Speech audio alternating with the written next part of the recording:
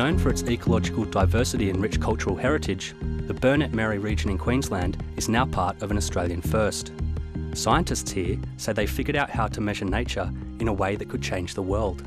Yeah, I'm pretty proud of what we've done, and we've got a lot more to do and a lot more to help others. Sheila Charlesworth's team have counted the region's natural assets, from animals to trees, and recorded the quality of its soils and river systems. Now we actually have the baseline data for all our assets within our region. The audit took about 18 months. It will be used to track the health of biodiversity in the region to see if it's degrading or improving. Some of these assets are very important because if you maintain the biodiversity of areas, then you have a more healthy landscape, and that is better for farming and better for other activities. The methodology was developed by a company that wants businesses to realise they'll need to start investing in the environment to remain profitable. Beyond climate, there is a lot of loss and damage also happening to nature, and there is a big wave of enthusiasm and concern more broadly around how rainforests and native fauna species and the condition of rivers, etc., are actually also being impacted by economic activities. The Burnett Merry region is made up of about 67,000 square kilometres. It's one of 54 natural resource management areas in Australia. Tell me how significant this environmental audit is that's occurred up in Queensland. Well, I think this is going to be a game changer. I really do.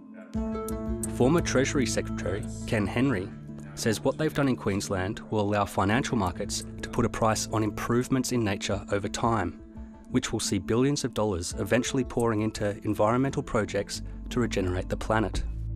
We don't have environmental markets yet. I say yet because they are starting to emerge. So we're seeing them firstly in carbon credits, and we're also now seeing the emergence of biodiversity credits. These credits will attach a financial value to the improvement in environmental condition. The organisation that helped to fund the Queensland audit says environmental markets will have to properly price future risks to ensure they're valuing nature correctly. A carbon offset or a carbon credit that's not taking into account the risk of fire and flood has to be worth less in our view. Like if a fire roars through a landscape that's been regenerated, then effectively we're back to square one and having to start again. Analysts say as people come to realise the damage we're doing to the environment, interest for these products has been growing. Many of the insurance companies and the large pension funds, particularly the Canadian pension funds, and one or two of the Australian funds are very much focused on natural capital as an asset class.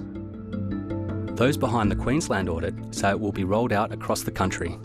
I am very confident within a few years we will have environmental condition accounts of this quality being produced for all 54 NRMs right around Australia, and that will be a major achievement.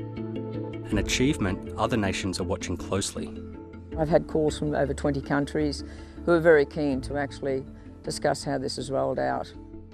Using the market system to save capitalism from itself.